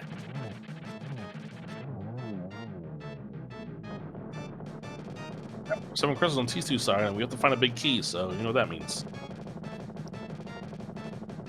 Oh my god, I actually forgot that we do this. It's been so long since we've seen it actually come into play. Rambler, I'm pretending to be dumb. Why are there all these numbers in the chat? There's numbers because there are 22 spots in Gannis Tower where the big key can be. What we ask our chat is to put in the number where you think the big key will be found on tstew's side, 1 through 22.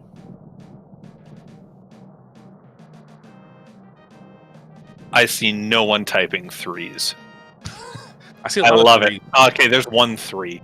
They're after, but it's after the number 1. So remember, torch is a thing. We find the big key on the torch. Well, these runners have already had to do a really obnoxious cape hunt for Ice Rod. I don't want to put them in a situation of looking for boots. I mean, they're almost certainly in GT with what's left, but it's still awkward. Argus. No. What? I don't like it, that's what.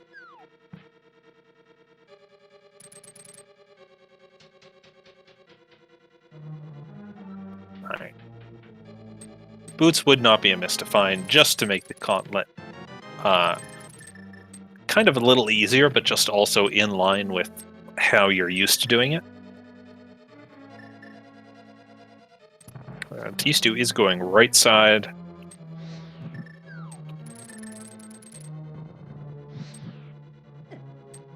I don't know if this is his regular route or if he's doing it because he might feel behind or ahead based on his deaths or finding the cape so quickly. Not that it matters much at this point. He's got a commanding lead over Willard. You know, if Willard's left side off to start and goes right to the back, maybe he takes a slight lead. You never know. He makes up a little bit of time. There's a man making a little bit of time. Yeah. There's He is going to the back. That's going to help.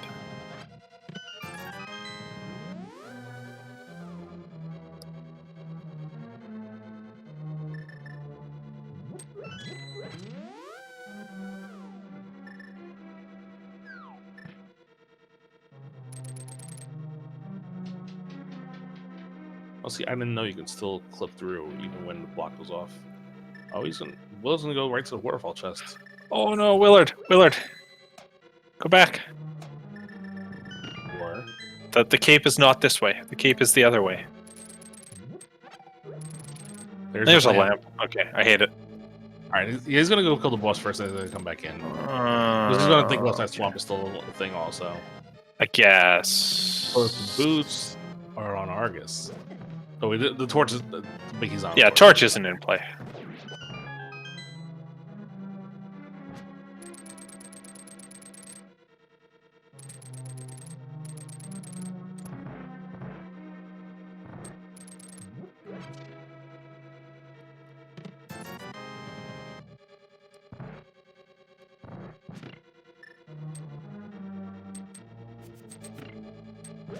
Nope. Nope, tstew, you can't use the traditional boomerang strat. You do have to swap it up with the red boomerang. Second try got it.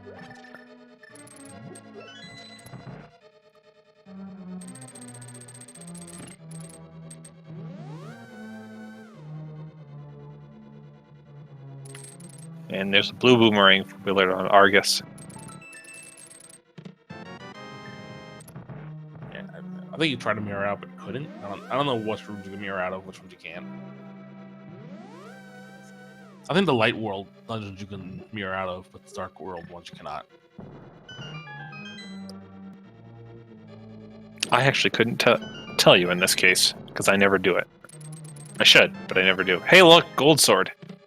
But, As if we needed it at this point. the cannon burner. Is this gonna be tile room? I'm constantly bearer of bad news, but it hasn't come out too much to yet. I mean, Willard is about to get his go mode. You know what? I'd rather tile room than Triforce Hunt, so. No, Willard gets his cape in go mode.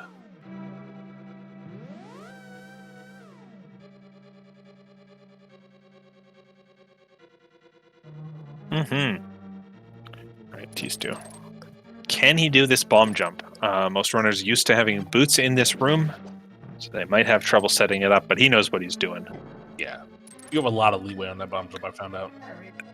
Yeah, he was smart to go as low as he did after placing the bomb, just so that he would get knocked back at a diagonal downwards, but still into a position where there was an invisible floor. Silver arrows make ice armos an absolute breeze.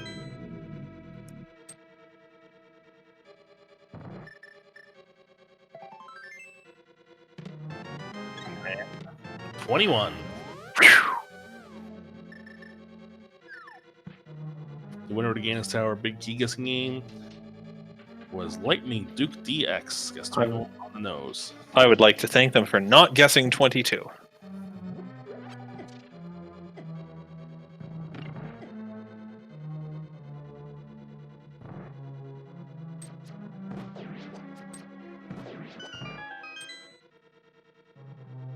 And hey, no sign of those boots yet, so where does that leave them?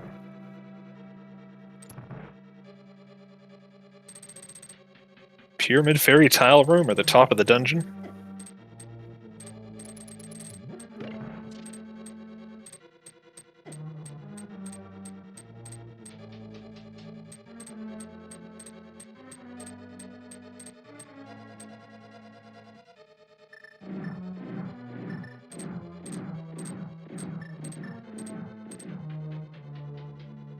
Alright.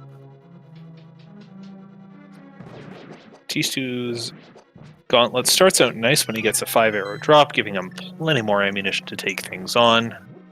A lot of this sequence of rooms is just in managing these skeletons as quickly as possible, either getting close enough that your slash hits or lining up your arrows or your pot throws. Horsehead's played very nicely with him in that room. God, I wish he had the boots right now. Yeah, I think we all wish he had the boots right now. The boots make these rooms a lot easier. You look at that first ice room and you go, there's an easy way to do this, and we don't get it. Willard's side, he put the dead rock actually out of bounds a little bit, which I've never seen before. Did no one tell the dead rock they're not allowed to major glitch? I don't know. They're clipping out of. They're doing all the clips.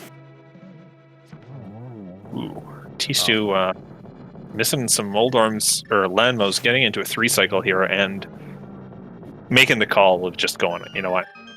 Buttersword takes him down in 2 hits. Let's do that.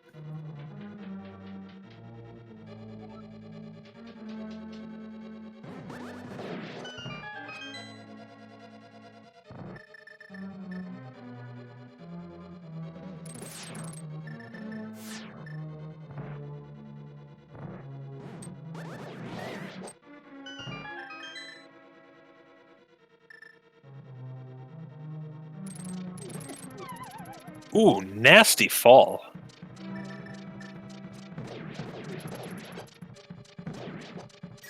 Silver Arrow's out, taking those guards out to work.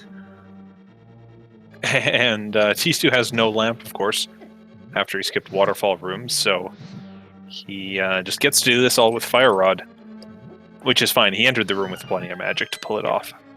He just has to grab his magic here, I believe, in order to have enough for the next room.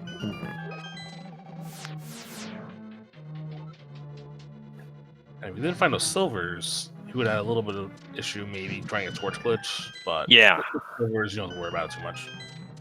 Now, with silvers, you're totally fine. Checking only that left side chest. At this point, it can really only be what? Boots? That's really all I can see it possibly being.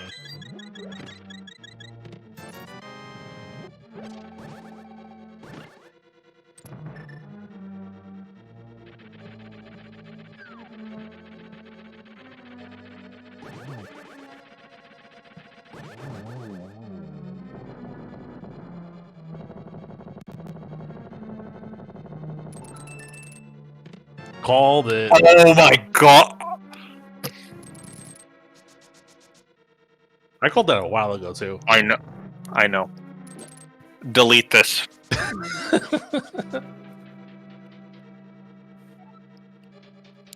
I hate everything about it. It's the anti-hover seed. I hate that it happened. I hate that you said it so long ago as a joke and it turned out to be true.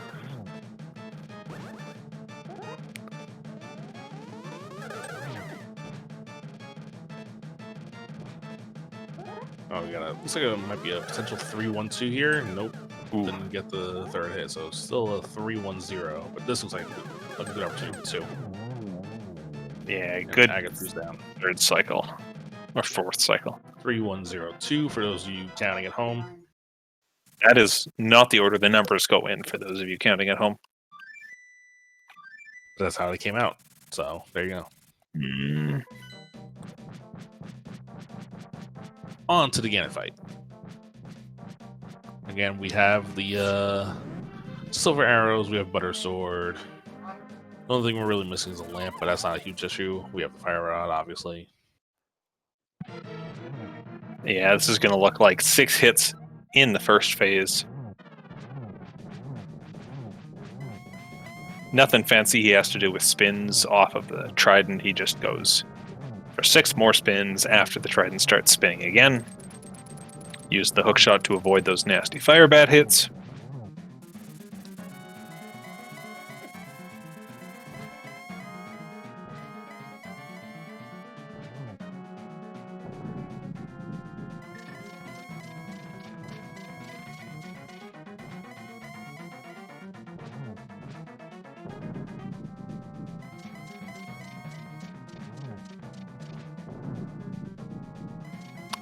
I like the little silly move tstew's doing where he just holds his sword out to get a second poke on Ganon after every hit. Does it do anything? No. Does Butter let it happen in a funny way? Yes. Oh, missed one there. Maybe get a double out of this? Yep. Yes. Good That use is of it. quick swap in phase 4. And that's going to be it. tstew is going to be your winner of this race. The 2 teams, Double Dippers and WJP DTB, have split this week. As TC finished with official race time GG time of 1 hour, 40 minutes. 59 seconds. And Willard just hits that forfeit button right after. I think he's climbed Gannon's Tower enough times that he doesn't feel a need to prove anything about it today.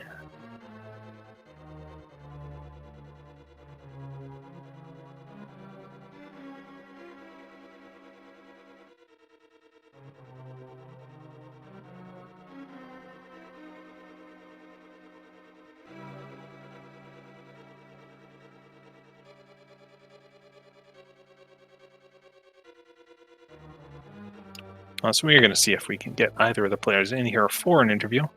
Joining us now is our winner, tstew14. GG's.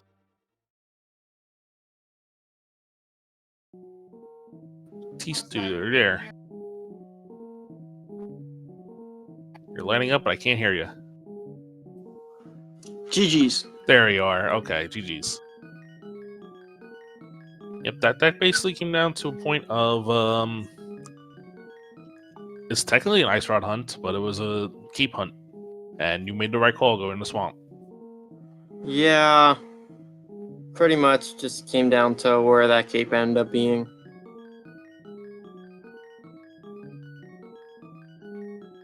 Yeah, so going into a mystery race, you were expecting all these potential things happening. You get rolled basically as standards of mode as you can get. What were your thoughts on that? Yeah, I would have liked something that wasn't just a standard seed. I would have liked some entrance or enemizer or just anything really. Yeah. We would have too. We Yeah. were gunning all along and got let down every step of the way.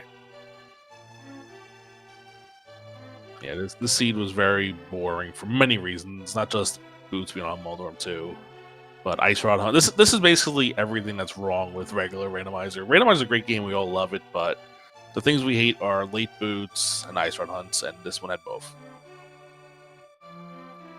And boring mystery races. So that's 3. The trifecta, if you will. Or Triforce, or Zelda.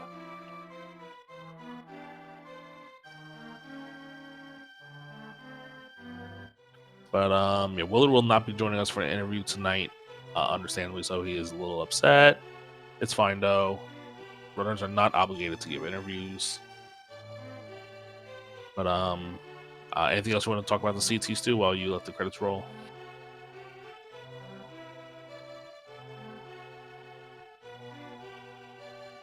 I have a question for you, T-Stu. Not going to mince words. You took 2 pretty costly boss deaths in this race. But then you recovered pretty well in both cases. What's your mental process, if you have one, for coming out of something like that and not letting it affect your gameplay? I just felt like I had to keep execute. Those are just bad deaths, but I knew if I just kept executing, I'd still have a chance. So that's what I was just thinking about.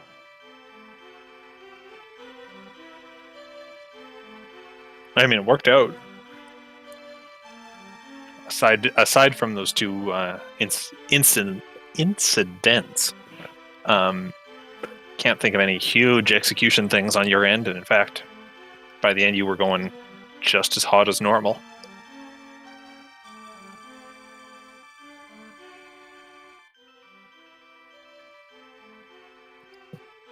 Any other thoughts or final words you have tonight? Yeah, those deaths were definitely what made me do Swamp before TR. Because I felt like if I went to TR, I would have just been behind Willard the whole time. So I had to just make a play that wasn't TR. Yeah, well, that's obviously the right play to make in this game. That's in line with the usual meta. It sure worked out for you tonight. So congrats on the win. Thanks.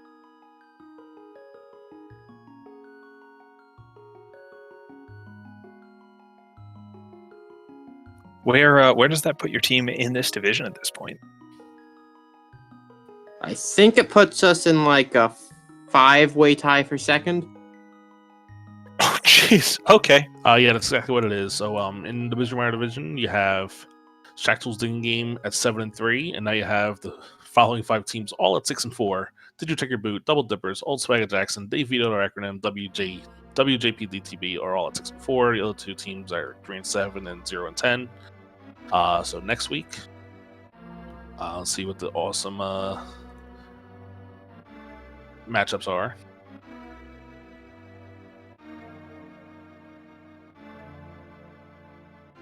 Let me see here. The website's really convenient. So week 6, it's open all Dungeons Key Sanity. The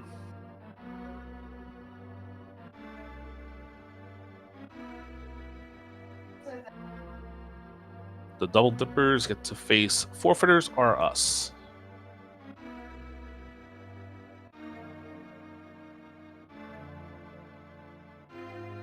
Which is the team that's in one of the teams that is not in the top 6 teams. So that's what you have to look forward to for next week, T-Stew. Meanwhile, WJPDTB gets to face Old Swagger Jackson, one of the teams they're tied with right now. Well, that is a division to keep an eye on as the league draws to a close in the next 2 weeks. Oh yeah, for sure. If you don't want whole divisions to keep an eye on, you just want matches to watch. We have two more on the schedule tomorrow for Mystery Week to close out. We've got Sir Linkalot and Yagamoth fighting tomorrow at 11:10 a.m. Eastern Time. That'll be on one of the Speed Gaming channels. And then at 2:10 p.m. Eastern Time, probably also on a Speed Gaming channel, Zero Rush and Dr. Marty facing off. And that'll close out Mystery Week, folks.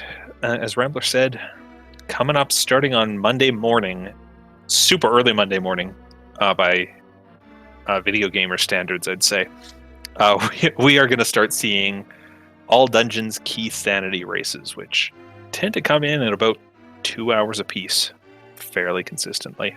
Yeah. Anywhere between an hour 50 and 2 hours 20 minutes, depending on how the seed is what I've noticed for these runners. If you want to check out the schedule, there it is in the chat. We've also got a whole Discord you can join to keep closer tabs on the developments every day. Check it out. Follow these runners because they're playing the game all the time these days. Special thanks to our tracker for today, Mindful Beast, who had to keep up with a fair amount of stuff getting really weird as the runners chased down those ice rods. I expect after this we're probably all going to go over and check out what's on Speed Gaming 2, where Solski and Hazukitty are an hour and 45 minutes go into their race, and it shows no signs of stopping. Yeah, we're probably going to go over there after this, probably as a raid or something. Just as a spoiler, they have inverted cross keys, or inverted cross world. So, yeah. Well, get terrified for that, everyone. Until next time, I've been Philion. I'm Rambler. Play more video games, kids.